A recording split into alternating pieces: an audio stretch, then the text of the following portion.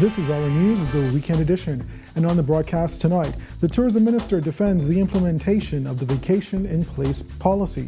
Plus, we get further clarity on traveler requirements from the deputy chief medical officer. And later, a veteran of the aviation industry retires after 50 years.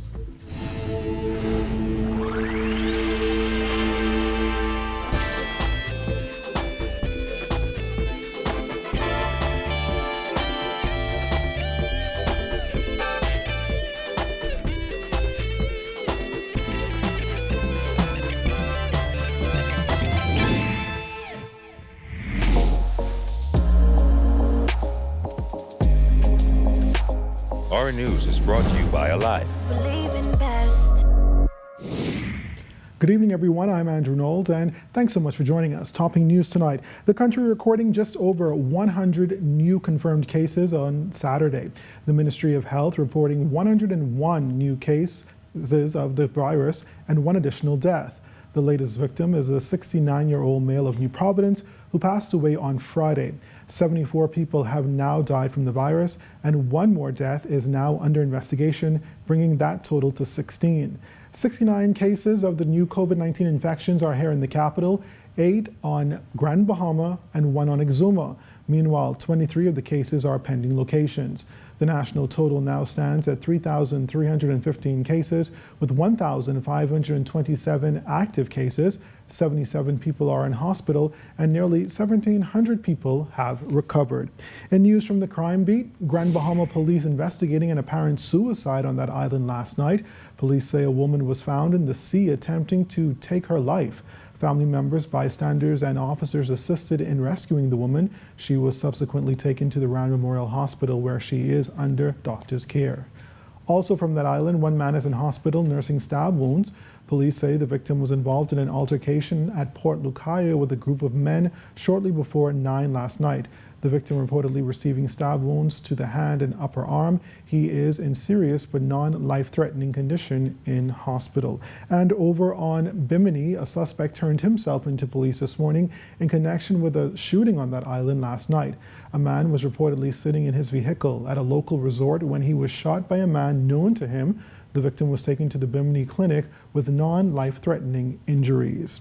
In other news this evening, Tourism Minister Dionisio Diagler says the decision to implement a vacation-in-place policy came as a result of a compromise between the Ministries of Tourism and Health. Diagler says while the policy may not seem tourism-friendly, its implementation is necessary. Our Jasmine Brown reports. We think that there is demand, but there are certain impediments in place that make it a little bit more difficult to come to this destination. So for example, you have a health visa, you have to get a COVID-19 test, you have to quarantine, vacation in place for 14 days, and some people see that as an impediment to travel, but we understand why our health professionals, our public health professionals are making those requirements. It's not as tourism friendly as it could be, but we understand why they are doing what they're doing, and we're constantly reviewing to see how we can keep the effects of those protocols in place, but in some instances ease them as much as possible. Earlier this month, Diagler introduced the idea of VIP during a virtual press conference during which he said the Ministry of Tourism chose to use the phrase as opposed to the word quarantine to describe what tourists will be required to do when they enter the country. The tourism minister says officials do realize the policy may not be all that appealing to visitors. He responded to a top Bahama official's claim that vacation in place is no different than quarantine. We're working with our public health officials to see what is feasible. Graham Davis is probably right. If I'm thinking about traveling to a destination and I've got to, not allowed to move out of that place, it isn't particularly appealing to me. But certainly in the case of his hotel, there's a lot of things for people to do. So probably would be easier for a hotel of his size to open and for persons to be able to enjoy all of the facilities and amenities that such a large hotel has. I can understand the smaller hotels would find a problem with that. So we're trying to figure out how to work through this quarantining to make it a little bit more palatable to the traveling public and to the businesses that are in the tourism sector.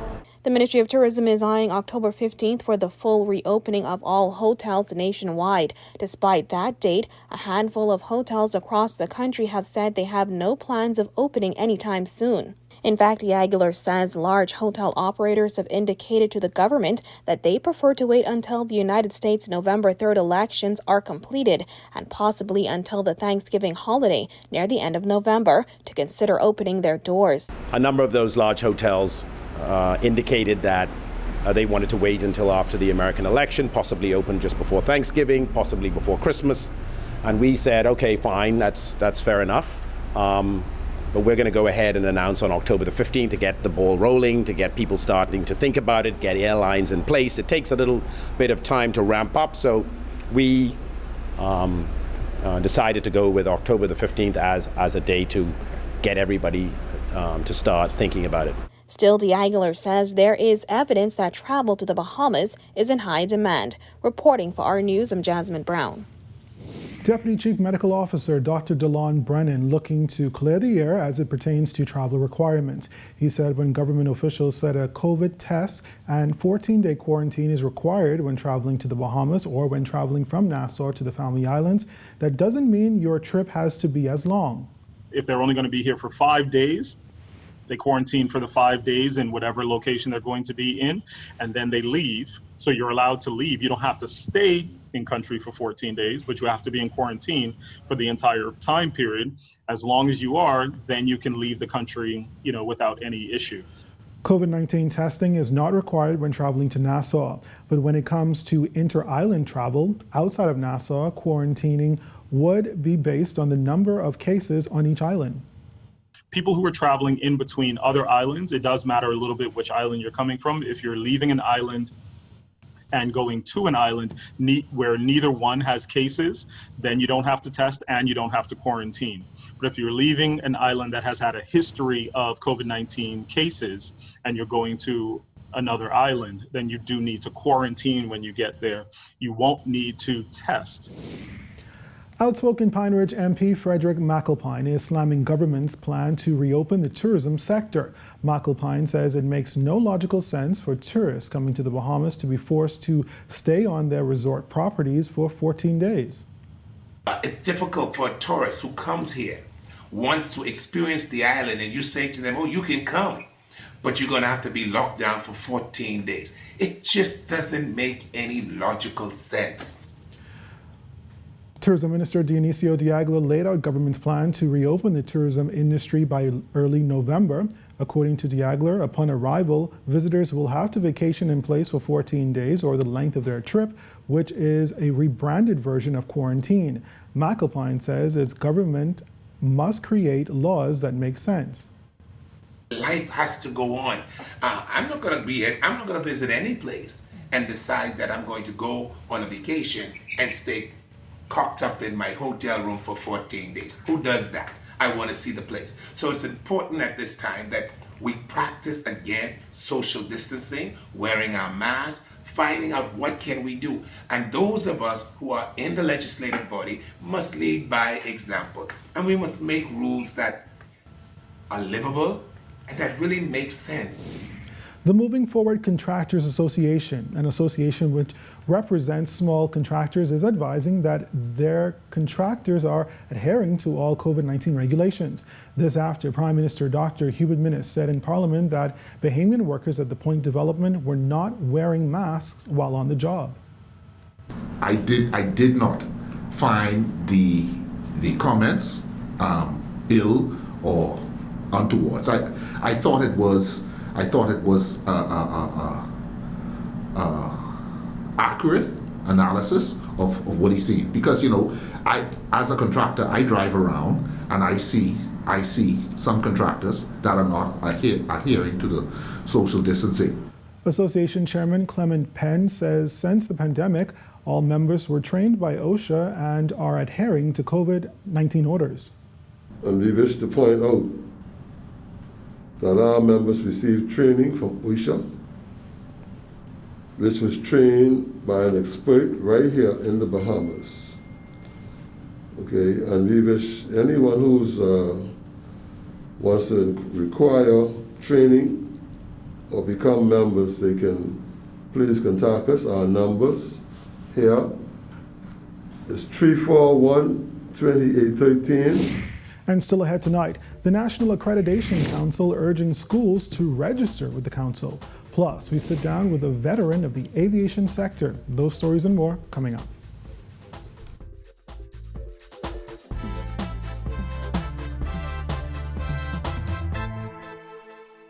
This is a huge deal. NFL Sunday Ticket is back, only with Rev Trio. All day football, all day Sunday. Enjoy all the benefits of Trio with a huge extra. Never miss a game with NFL Sunday Ticket, included in your Rev Trio bundle. All you have to do is opt in. TV, phone, and internet starting at just $99. Call 601-8992 to sign up now. Visit www.rev.bs/promotions for details.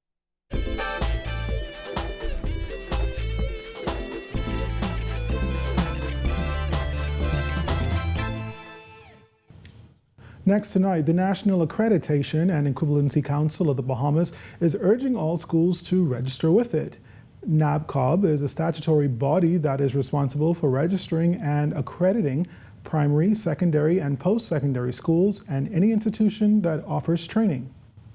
By that we mean you have qualified persons to offer education, you have a mandate, you subscribe to that mandate, meaning that you are meeting the standards as set out in your mission and your vision for presenting education to the public at large.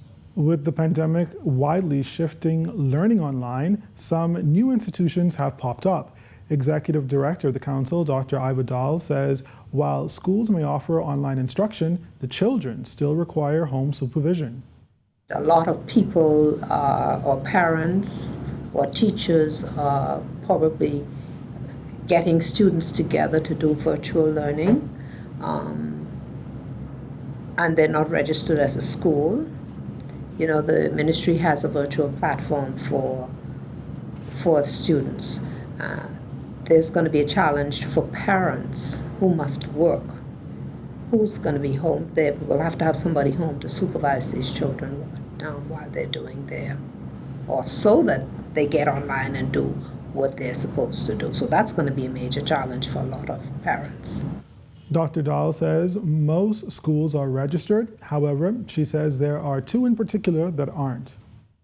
There are one or two prestigious private schools that I guess they feel they don't have to adhere to the law, and so they're not in compliance with the law. They don't feel that they must comply with the laws of the Bahamas. That's all I can say.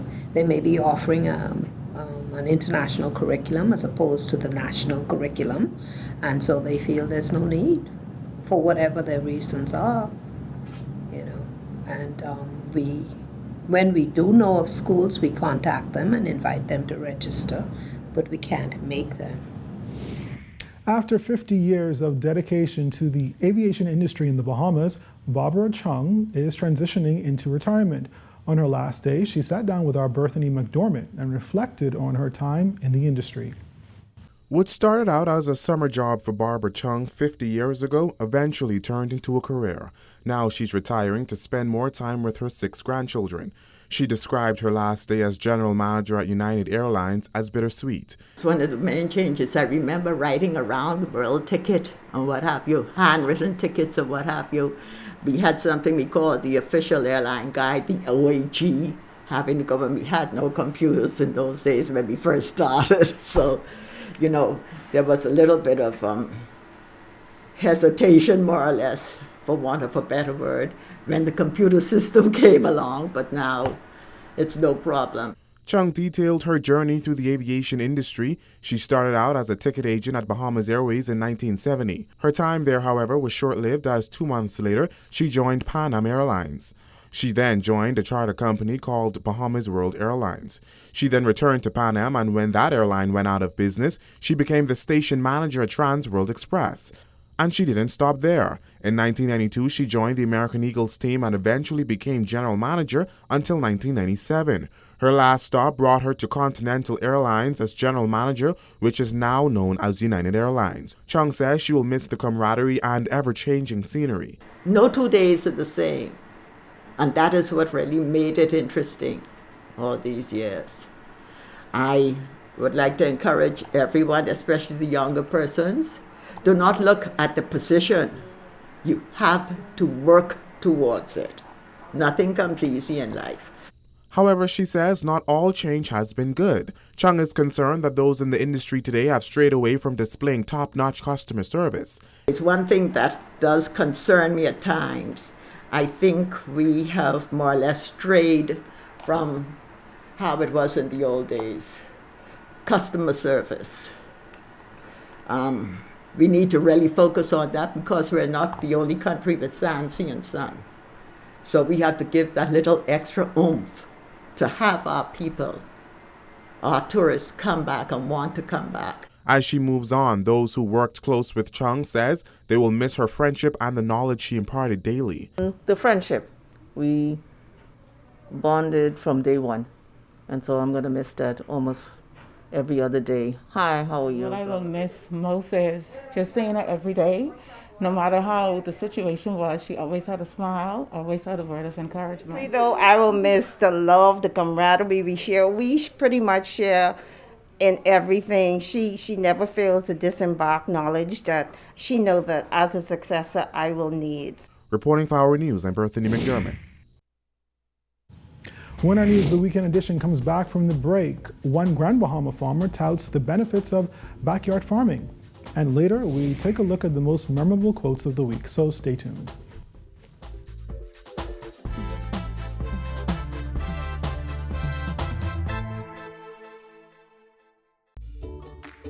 Our world has changed. Many businesses have been closed for months with little or no access to their customers until now. Rev Media can help you remain connected to your customers. Our trusted customized advertising packages and personalized consultants will provide your business with immeasurable support during this challenging time. Your customers are already watching. Rev Media can help you to remain connected. Call us today. Let us help you.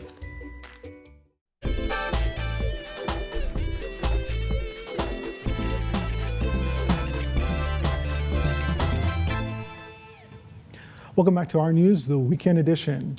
Grand Bahama backyard farmer Luckner Timothy said farmers should look to more resilient ways of growing crops in order to sustain their farms, even through storms. A few farmers on the island of Grand Bahama would have lost their stock in durian, but Timothy said with new technology like the hydroponic vertigo system, farmers' bounce back time could be cut in half. If a storm comes, I can pretty much break that stuff down and put it inside the house and let the system feed itself. Hopefully the roof don't blow off or whatever. And then by the time the sun over cleans, the storm is over, basically clear a space, put it outside, let it go back on the pump and so forth, and put it right back up, and it's fine. But once you have something that's in the soil, that's gone. Like you can't rip that up, you can't pull it out. You're gonna have to start over from scratch.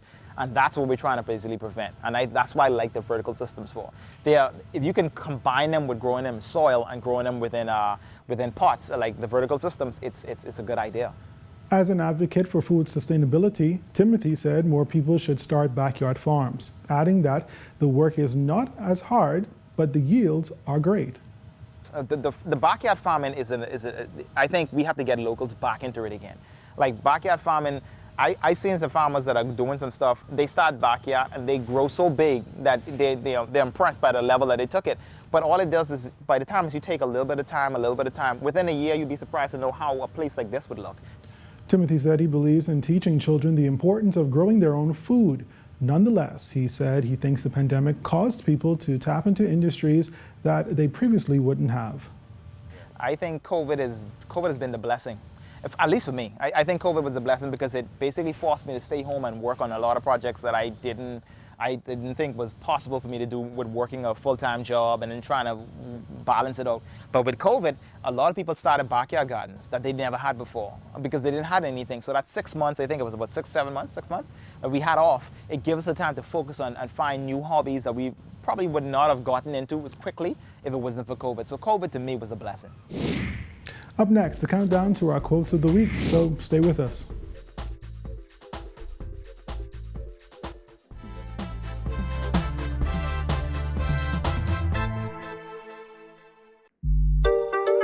Happy Foods. Happy Foods. 242. 242. Happy Foods. 242. Food galore just for you. Happy Food. 242. Food galore just for you. This ain't no talking show, it's an eating show. Sasha Laurel is the host of Happy Foods. 242. Food galore just for you. Happy Foods. 242. Food galore.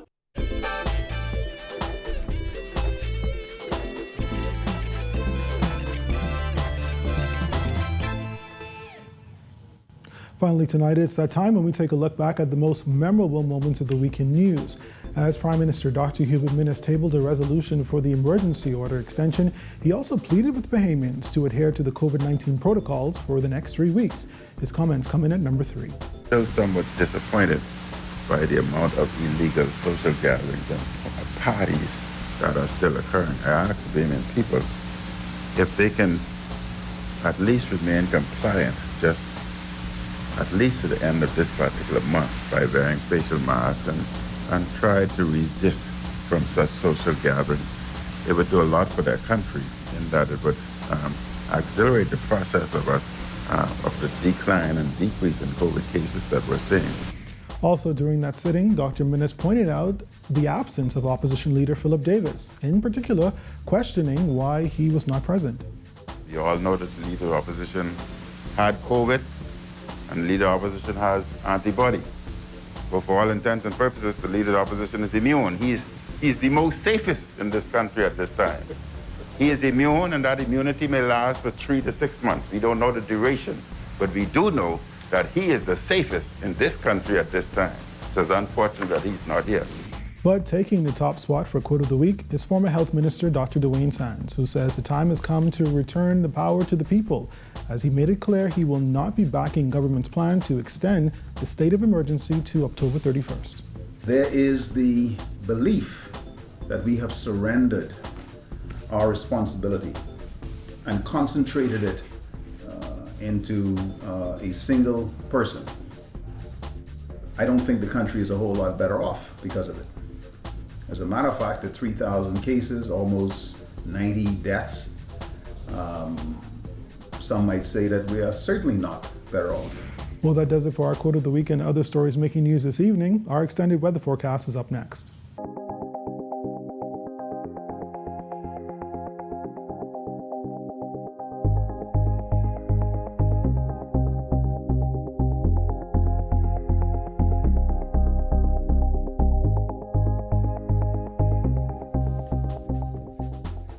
And that's our News of the Weekend edition for this Sunday. I'm Andrew Knowles. For all of us here at Our News, thanks so much for watching. Let's remember to be safe and look out for each other. Have a great night.